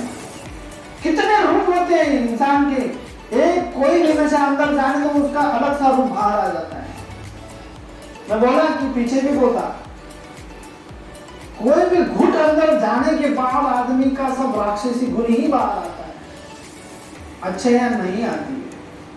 आप समझो कि सर मैंने तो नशा करके बहुत अच्छा ही किया, मैंने जिनके पास कपड़े नहीं थे उनको कपड़े दिए, जिनके पास धन दौलत नहीं थी उनको धन दौलत दी, दूसरे के दुख में शामिल हुआ, लेकिन किसी ना किसी को दुखी करके शामिल हुआ। अगर तुमने ऐसे समय में किसी को कपड़े में दिए होंगे तो घर वालों का दुख उसके साथ में था कि नहीं था? तुम्हारे जेब में से अगर 1000 रुपए किसी की मदद कर रहे हो तो घर वालों का 1000 रुपए छीन रहे हो, छीना कि नहीं छीना? क्या वो भी उसके अंदर शामिल थे? हाँ दे दे बेटा, तू ये क्वार्टर पे है ना, तू दान धर्म कर, दे दे, लुटा दे अपना घर। कभी टीवी को लेके जा, कभी फैन को लेके जा, कभी डब्बे को लेके जा, लुटा, दान धर्म कर। ऐसे हमारे घर वाले कभी बोले? एक एक चीज भेजी ना भाई नशे के लिए, घर वाले रोए। तुमको पता है, एक बात बताता हूँ, पिछले साल 31 दिसंबर था, उससे पहले गणपति में शायद हमने यहाँ पे एक प्रोग्राम रखा, सत्यनारायण की पूजा। ऐसा मानते हैं लोग कि सत्यनारायण की पूजा करो, कुछ भी अगर तुमको करना है तो वहाँ पे जो गंदी आत्माएं होती है या जो होने वाला दुष्कर्म होता है वो बाहर निकल चला जाता है सत्यनारायण की पूजा करने के बाद। तो सत्यनारायण की पूजा की, सत्यनारायण की पूजा के लिए जो या चीजें लगते हैं, जैसे ये नारियल रखने के लिए वो लगता है कलश। तो पिछली बार मैं अपने घर से वो कलश लेके आया और वो लाया और मैं भूल गया, आरती इधर ही पड़ा। उसके बाद में वो गायब हो गया, किधर गया पता नहीं। मेरी बीबी का एक ही चीज के पीछे मैं वो वही कलश, मैं बोला लाके दूंगा, वो इतनी बड़ी बात होती है क्या। दूसरे दिन आया, दूसरे दिन नहीं मिला। उसने पूछा किधर है, लाए क्या। मैं बोला मेरे को याद नहीं रहा, आज खाना बंद। फिर तो मैंने बोला कलश के लिए खाना बंद तो मैं परसों लेके आऊंगा। फिर वापस ढूंढा सब लोगों ने, वो गायब हो गए यार, किधर गया मालूम नहीं, लेकिन गायब हो गया। फिर तीसरे दिन पे घर पहुंचा, इतना बड़ा धमाका हुआ घर में अंदर कि मेरे को ऐसा लगा कि जिंदगी की सबसे बड़ी चीज मैंने खो दी। घर पे ऐसा धमाका हुआ, मुझे ऐसा लगने लगा कि जिंदगी की सबसे बड़ी चीज जो थी वो हमने खो दी। मैंने बोला ये पैसे ले वो लेके आ, सोच पाए।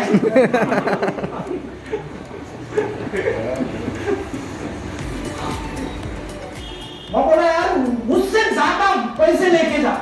कितने का था, 500 का होगा, ये 2000 ले। नहीं तो पाए। मैं बोला अभी ब्रह्मदेव भी नीचे आ गए तो भी मिले तो भी वो नहीं मिलने वाला। उसके ऊपर से 15 दिन तक हमारे घर के अंदर झगड़े चले, लेकिन वो भी नहीं मिला और झगड़े भी बंद हुए। मैं पैसा दिया, 2000 की जगह 4000 दिया, पैसे ऐसे दे दिए, फेंक दिए मेरी औरत ने, लेकिन वही चाहिए। एक एक चीज इतनी संभाल के रखने वाला अपना परिवार होता है। उनके सामने तो कुछ भी बड़ी चीज ला के दो, उसको वैल्यू नहीं। एक ग्लास भी गुम हो गया ना तो भी वो ग्लास के पीछे उनका अंदर का जो मन होता है उससे जुड़ चुका होता है और उनको वही चीज चाहिए होती है ना। अगर इतना बर्तन को वो महत्व देते तो इंसान को कितना देते होंगे। हम तो उनके पति हैं, हम तो उनके बेटे हैं, हम तो उनके जान हैं, हम तो उनके जानवर हैं, जिगर है, हाँ कलेजे का टुकड़ा है। कितने लफ्ज है यार। और ये जब मैला हो जाएगा तब क्या। और ये जानू जान ये जब उनको अपने मुंह से गाली देंगे तब उनका क्या। परिवार में कितना महत्व होता है इंसान को कि जब तक वो इंसान परिवार से दूर नहीं जाता तब तक समझता नहीं। भले तुम यहाँ पे उनके खिलाफ हो, लेकिन मन में एक ही चीज चल रही है कि मेरी वाइफ मेरे को कब मिलेगी, मेरा बच्चा कब मेरे को मिलेगा, उनका मुंह कब मैं देखूंगा, मेरे माँ बाप कब मुझे मिलेंगे, उनका दर्शन कब लूंगा। ये भावना हर किसी के मन में है। खुन्नस भले यहाँ पे ऐसे होने तो जाते ही उनका मर्डर कर दूंगा, जाते ही आप पानी पानी हो जाओगे उनके सामने, है ना। और वैसा एक नालायक ही होगा जो घर वालों के सामने पानी पानी ना हो, जिनकी आंखों में से आंसू ना आए। यहाँ से जाने के बाद आंसू नहीं आएंगे तुम्हारे आंखों में, इतने दिन से तुम उनसे दूर हो, आ ही जाएंगे। फंसे कहां पे हो। ये जो कन्वर्सेशन से बातें मिटती है ना, उस कन्वर्सेशन में आप अटके हुए हो। जो तुम्हारा प्रॉब्लम है वो प्रॉब्लम जब तक सामने नहीं रखोगे घर वालों के सामने तब तक तुम्हारे प्रॉब्लम सॉल्व नहीं हो सकते। हम में से कई लोग सोचते हैं चाहते ही मैं इसको डिवोर्स दे दूंगा, निकाल दूंगा अपनी जिंदगी से, जाते ही खाली उसने तुमको अरे बाप रे आला माजा पति, है ना, ऐसे किया तुम्हारा सब निकल जाता है दिमाग से। फिर जिद में क्यों अड़े हो, हा? क्यों अड़े हो। अपनी जिद कुछ नहीं, मैं पीछे भी बोला कि एक हायर पावर होना जरूरी है हर इंसान को, और वो हायर पावर अपनी बीवी होना जरूरी है। अगर उसको तुम हायर पावर नहीं मानोगे, उतना तो हमको समझता है कि मेरी बीवी को कितनी बुद्धि है। हर इंसान को पता होता है, मेरी वाइफ को उसका दिमाग कितना चलता है ये पता होता है ना। लेकिन हायर पावर समझने में क्या प्रॉब्लम है, क्यों ये दिखाने में जाते हैं कि तेरे से ज्यादा मेरे को समझता था, तो कुछ नहीं मिल रहा। जब पी के आया तो वो भी कर दिया, जा डाल दे इसको। हायर पावर है, परिवार का महत्व समझो। अगर परिवार को मान सम्मान डिमांड नहीं दोगे ना, कोई काम का नहीं, भले कितना भी बड़ा बन जाओ, मेरे को महत्व तभी प्राप्त होगा जब मेरे साथ में परिवार में। चलो मैं आज 10 करोड़ का मालिक बन गया, 50 करोड़ का मालिक बन गया, मैं 100 करोड़ का मालिक बन जाऊं, लेकिन मेरे आगे पीछे तो होने चाहिए ना कोई। महत्व कब मिलेगा मुझे, जब वो मेरा परिवार कहेगा हाँ मेरा पति करोड़पति है। रास्ते वाले कितने भी बोलने दो, वो थोड़ी मेरे घर पे रोज खाने के आ रहे, मेरे को उनको कौन सा दिखाना है। चलो मैं बड़ा बन वाले तो तुम सब आ जाओ, फायदा है नहीं फायदा। मेरा परिवार मेरे साथ में चाहिए था, जो भी चीज लूं, मैं गाड़ी लूं मेरा परिवार में उसके अंदर बैठना चाहिए, मैं बंगला लूं मेरा परिवार में उसके अंदर रहना चाहिए। दुनिया का हर सुख मैं लूं, लेकिन उस सुख के लिए मेरा परिवार चाहिए मुझे, तब जाके मुझे अंदर में खुशी मिलेगी या उनको खुशी मिलेगी, तब जाके मैं अर्थपूर्ण हो सकता हूँ। वरना मैं कितना भी कुछ भी कर लूं, दुनिया एक ही चीज बोलेगी, हाँ होता है एक जन कमवलं, कमवून काय फायदा, खायला कोणीच नाही। हाँ कितना भी तुमने धन दौलत कमाया, लेकिन उसको खर्चा करने वाला आपके घर में बेटा ना हो, क्या काम। मेरा एक भाई है, उसकी शादी और मेरी शादी साथ में हुई, काका का लड़का, एक ही मंडप में हम दोनों की शादी होगी। वो एक ही है, हम दो भाई। मेरे काका को बहुत अच्छा लगता था कि मेरा एक ही बेटा है ना। लेकिन उसके बाद में क्या हुआ, 1-1.5 साल के बाद में मेरे को पहला बच्चा हुआ, और वो दोनों को कुछ नहीं, मियां बीवी को। जैसे मेरे घर में बच्चा आया, वैसे उसके माँ बाप नाराज हो गए। इन दोनों की शादी साथ में हुई, उनके घर के अंदर बच्चा आया, लेकिन हमारे घर के अंदर कुछ नहीं आया, नाराज हो। तो उन दोनों ने थोड़ी सी और ज्यादा कुछ डॉक्टर देखने की कोशिश की, वैद्य देखने की कोशिश की, और कुछ देखने की कोशिश की। उसके बाद 3 साल हो गए, बच्चे ही नहीं आए। हमारा परिवार पूरा हो गया अच्छा। फिर बाद में मेरे को सेकंड लड़की हो गई। लड़की होने के बाद में उनको समझा कि कुछ तो भी प्रॉब्लम है, उसने पहली बीवी को डिवोर्स दे दिया कि इसको बच्चा नहीं हो रहा है, और दूसरी करवा के लेके आए, दूसरी बीवी की। फिर वापस में क्या हुआ, उसको 1-1.5 साल 2 साल हो गए, उसको भी कुछ बच्चा नहीं। फिर उसको भी इधर ढूंढ उधर ढूंढ, डॉक्टर ढूंढ, ये सब कुछ किया। वो कभी किधर बॉम्बे जा, कभी औरंगाबाद जा, कभी नासिका, सब जगह पे घूमा। आज शादी को मेरे 14 साल हो गए, उसके भी शादी को 14 साल हो गए। पहले बीवी को छोड़ के भी बाद में 3 साल के बाद में दूसरी की, है ना। कम से कम 10-11 साल तो दूसरी शादी को भी हो गए, लेकिन घर के अंदर कोई बच्चा नहीं आया। अभी उसने कितना भी धन दौलत जमाया, उसको उड़ाने वाला तो होना चाहिए। आज उस परिवार में दुख के सिवा दूसरा क्या है। परिवार का महत्व कितना होता है, जिसको होता है ना, जिसके पास होते हैं बच्चे, वो परेशान है। एक जगह पे वो परेशान हो जाता है कि इनका खर्चा इतना लगता है बॉस, आगे जाके ये मेरे होंगे कि नहीं होंगे, बुढ़ापे में मेरे को काम में आएंगे कि नहीं आएगा, लड़की हुआ तो वो रहेगी क्या, वो भाग तो नहीं जाएगी किसी के साथ में, जो भी हो, लेकिन घर का एकदम भरा भरा लगता है। और जिनको बच्चे ना हो उनको क्या उम्मीद होती है? उम्मीद होती है क्या? नहीं होती। और मैं ये भी आपको कहता हूं कि बच्चे ना होने की वजह 60% नशा है। 60% बच्चे न होने की वजह है वो चाहे आप करो या चाहे आपका बाप करो, जेनेटिक होता है। अगर आपके बाप ने भी बहुत ज्यादा नशा की होगी ना, अगर आपने शादी की और आपको बच्चे नहीं होगा तो उसका रीजन भी आपका बाप हो सकता है। 7 पीढ़ियों का अनुवंशिक होता है, आपसे लेके बाप की तरफ के 7 और आपसे लेके मम्मी की तरफ के 7। आप देख लेना कभी बच्चे किसी के घर के अंदर जो होते हैं ना, अपने 7 पीढ़ियों का अनुवंशिक होता है। कोई बोलता है बाबा के ऊपर गए, कोई बोलता है आत्या के ऊपर गए, कोई बोलता है उसके परदादा के ऊपर गए। उनका आवाज जाएगा, उनका शरीर जाएगा, उनका रंग जाएगा, उनका बर्ताव जाएगा, स्वभाव जाएगा। अपने खानदान में किसी ना किसी का आता ही है, चाहे वो अपने खानदान से हो चाहे उसके मम्मी के खानदान से हो, लेकिन 7 जन का होता ही है। तो कहीं ना कहीं रीजन परिवार पूरा न होने के कारण नशा होता है। तो आप ये मत कहना कि बच्चे नहीं हो रहे, दोष इसके अंदर है उसके अंदर है। जेनेटिक हो सकता है, उसमें काफी तक नशाओं का हाथ होता है।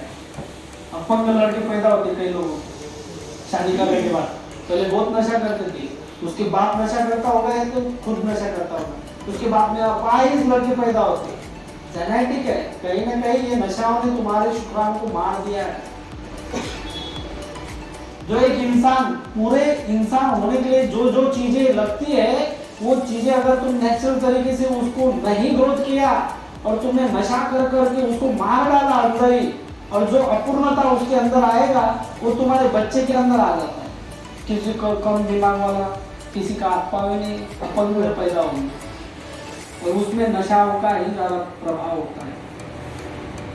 तो कहां से कहां तक नुकसान कर सकती है नशा, ये हम सोच नहीं सकते।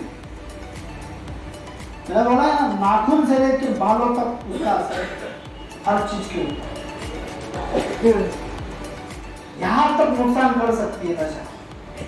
तो सोचो कि आपको किसका मानना है, परिवार वालों का मानना है, बाहर वालों का मानना है, या नशे का सहारा लेके ये जिंदगी वापस जीना है या छोड़ना है।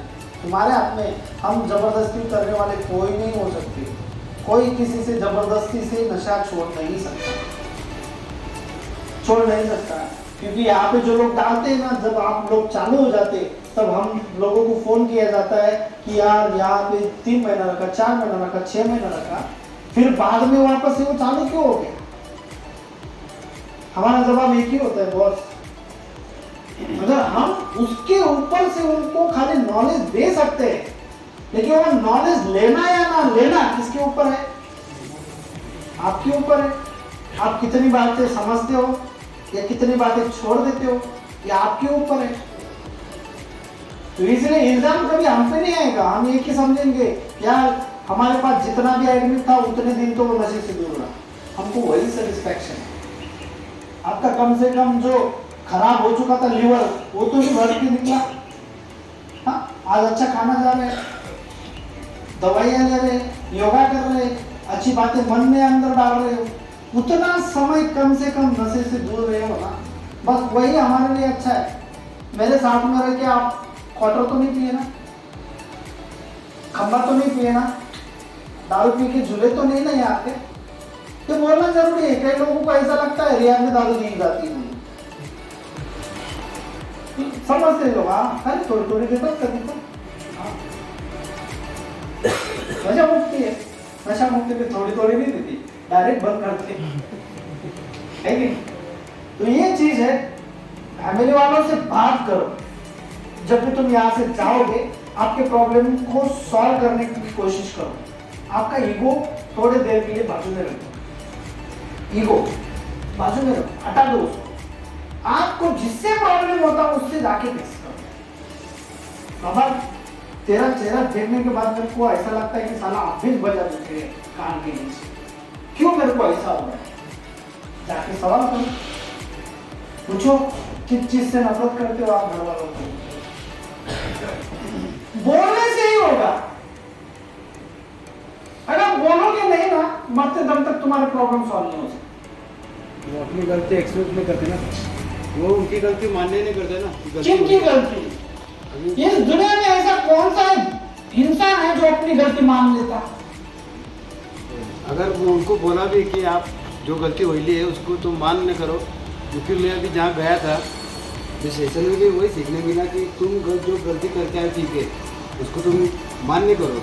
तो वहाँ जाने के बाद में भी मुझे पता चला कि 9 क्षेत्र मैंने कितने खराब किए, कितने हैं मेरे पास। जब जाके पता चला, वो सब बताने के बाद में भी ना उनकी गलती वो मान्य नहीं करते। उनकी मतलब कौन, दारू वाले क्या घर वाले? घर वाले। घर वाले। अरे भाई क्या बोल रहा हूँ कि दुनिया में ऐसा कौन सा इंसान है कि तो अपनी गलती मान लेता है? अपना काम क्या है, जो मेरे को लगता है वो बोलना है। मुझे ऐसा लगता है तुम्हारा चेहरा देख के तुम मेरे साथ में बुरा कर रहे हो, खत्म। मुझे बोल के खुला होना है, वो चाहे मेरे साथ में बुरा करे, भला करे, कुछ भी करे। और मैं एक ही बात बताता हूँ, कोई भी दुनिया में कोई भी इंसान किसी इंसान का खराब नहीं कर सकता। अगर तुमने सोच लिया ना मैं कैलाश भास्कर की जिंदगी खत्म कर देता हूँ, उससे जुड़े हुए हर चीज को मैं मिटा देता हूँ, मैं इसकी किस्मत पूरे जीरो कर देता हूँ, आप कर ही नहीं सकते, कर ही नहीं सकते। कितनी भी कोशिश कर लो कि ये कैलाश भास्कर की प्रगति मेरे को रुकानी है, मैं इसके अभी इसके पीछे पड़ जाता हूँ, सब जगह से इसको बैन कर देता हूँ। आप मेरी आमदनी कट कर सकते हो, आप मेरे को जो सुख मिल रहा है वो कट कर सकते हो, लेकिन जो मेरे दिमाग के अंदर मेरा जो दिमाग है उसको कभी तुम कमजोर नहीं कर सकते। इस दुनिया में किसी इंसान किसी का भी बदला लेने के बावजूद किसी का खराबी नहीं कर सकता, चाह कर भी नहीं कर सकता। कब तक नहीं कर सकते हो? जब तक आप खुद नहीं मानते तब तक नहीं कर सकते। नहीं तो नरेंद्र मोदी की कितने दुश्मन होंगे, कितने लोगों ने चाहा होगा कि इसको नहीं पंतप्रधान बनने देना है, कितनी सेना लगा दी होगी, कितनी ताकत लगा दी होगी, कितनी पावर लगा दी होगी, कितना पैसा लगा दिया होगा। नरेंद्र मोदी पंतप्रधान बनने से किसी ने रोक पाए? नहीं रोक पाए, नहीं रोक सकते। तुम 1000 लोग लगा दोगे लेकिन उसके पुण्य कर्म से 10,000 लोग खड़े हो जाएंगे। आपकी वाइफ ने कितना भी सोचा कि मेरे पति को बर्बाद कर दूंगी, नहीं कर सकती। जो ऐसा सोचता है, जो करता है ना कि मैं इसको बर्बाद कर दूंगा, वो कभी बर्बाद नहीं होता है। और अगर एक उंगली उसकी तरफ है बाकी मेरी तरफ है, क्योंकि उसकी अधोगति करने में जितनी पावर तुम लगा लोगे उतनी पावर तुम तुम्हारी खराबी में लगा रहे हो, सामने वाले का कुछ नहीं निकलेगा। बोलते हैं ना, अगर मैंने गड्ढा किसी के लिए खोदा तो उस गड्ढे में वो नहीं गिरेगा, मैं पहले जाके गिर जाऊंगा। दुनिया की कोई भी ताकत किसी का बाल पाका नहीं कर सकती। ये खाली हमारी समझ है कि ये जो लोग हैं ये मेरे को प्रगति से रोक रहे हैं, मेरे को बदनाम करना चाहते, मेरे को इन्होंने गड्ढे में गिराया। कोई नहीं गिरा सकता जब तक हमारी इच्छा ना हो। मैं क्या बोला, जब तक हमारी खुद की इच्छा ना हो गड्ढे में गिरने की, तब तक हमको कोई गिरा नहीं सकता। आपने वो बहुत अच्छा सब्जेक्ट निकाला, आपने मोगली नाटक देखा है? मोगली देखा है ना? जंगल जंगल पता चला है चड्डी पहन के फूल खिला। वो मोगली के पास एक हथियार था, वो हथियार का नाम क्या था? हाँ, बुमरैंग नाम था। ऐसा शिकार को मारा कि शिकार को मार कर वापस वो उसके हाथ में आ गया बुमरैंग। तो आज वो बुमरैंग फंडा मैं आपको बताना चाहता हूँ। बुमरैंग फंडा क्या है ना? जैसे एक बॉल है, जितनी तेजी से तुम इसको मारोगे उसी तेजी से वो रिटर्न तुम्हारे पास आ जाएगा। समझ लो, जितनी तेजी से मारोगे उतनी तेजी से तुम्हारे पास आ जाएगा, है ना? अगर समझो तुम्हारे बीबी ने यहाँ से जाने के बाद में तुमको बड़वा बोला, ए बड़वे आ गए गलियार से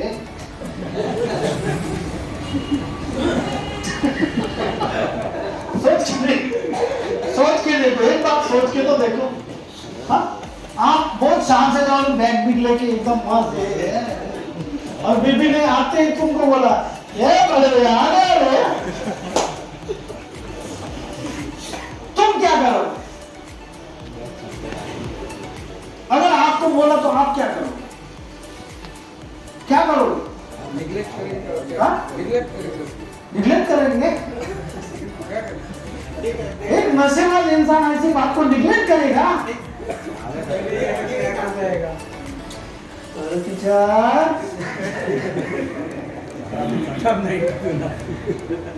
लेकिन इसमें एक कला है जो नॉर्मल इंसान हमेशा करता है। अगर गलती से भी, चलो गलती से भी मान लो अपनी बीबी ने अपने को बड़े रियाज आ गए तो रियाज से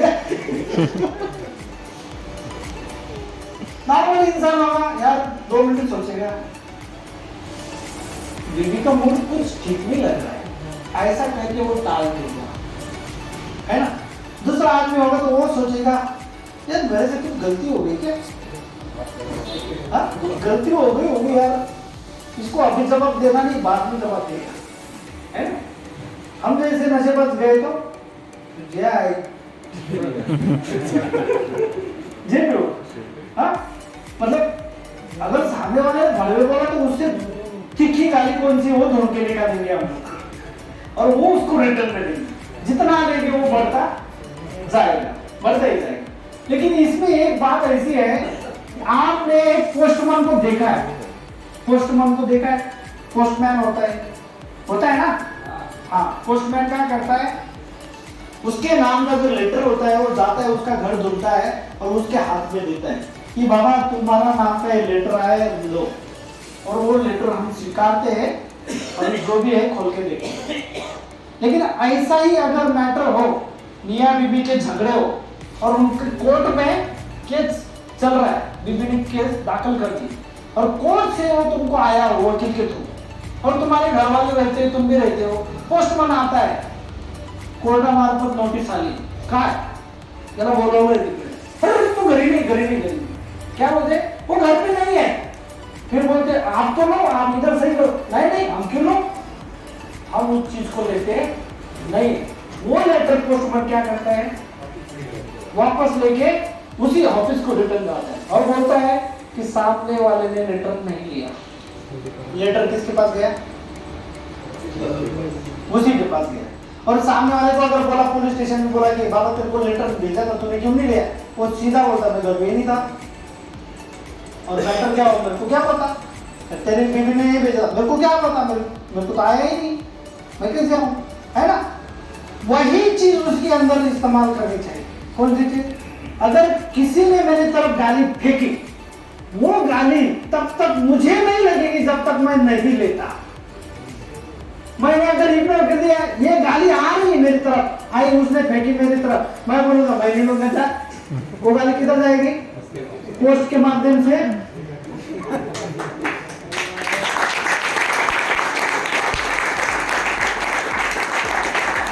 अब तो वो बोलेंगे ये भले आ गया क्या तू, वो गाली किधर गई, जिसने दी उसी के पास गई। समझ में आ रहा है, जो भी चीज है, अगर किसी ने झगड़ा भी किया, अगर गाली भी दी, अगर कुछ भी किया, वो जिस पीढ़ी से हमारी तरफ आएगी आप इग्नोर कर दो, मत ले, नहीं ये मेरे लिए नहीं है, चल वापस जा। वो वापस उसी के पास जाती है और उसको लगती है वो वायरल होता है, तिच्या मायला मी दिली तरी यारी घेतली नाही, मी दिली तरी यारी घेतली नाही।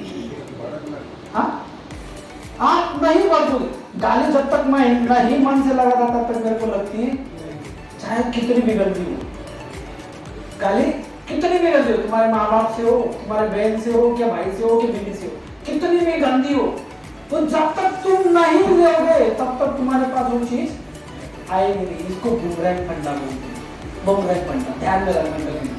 अगर कुछ भी गाली हो, कुछ झगड़े हो, कुछ भी हो, कोई भी चीज हो, जब तक आप नहीं लोगे तब तक आपके मन के अंदर हो जाएगी नहीं। और जो लेता है वो सबसे ज्यादा इमोशनल आदमी होता है, समझ लेना इस बात को। जिसको ये लेने की आदत है ना, उसका साला जिंदगी कभी अच्छे से नहीं चलेगा। उसका गली का भी छोटा लड़का आएगा और उसको बोले ए भगवा, और वो आदमी कितना भी बड़ा हो, कितना भी समझदार हो, लेकिन मन को लगाने वाला इंसान हो, उसके पीछे भागेगा, साला ये मेरे को बढ़ावा क्यों बोला, बढ़ावा क्यों बोला, बढ़ावा क्यों बोला, बढ़ावा क्यों बोला, उसके घर पे जाके युद्ध करेगा। उसकी जिंदगी में हमेशा खटखट झगड़े, लफड़े, टेंशन, ये हमेशा चलता रहेगा। हमें कैसा बनना है? हमें वो बुमरांग मंडा के जैसा बनना है। कुछ भी आने दो, जो चीज लेने की उसी को लो, जो चीज नहीं लेनी उसको रिटर्न कर दो, वापस उसी के पास चले जाइए।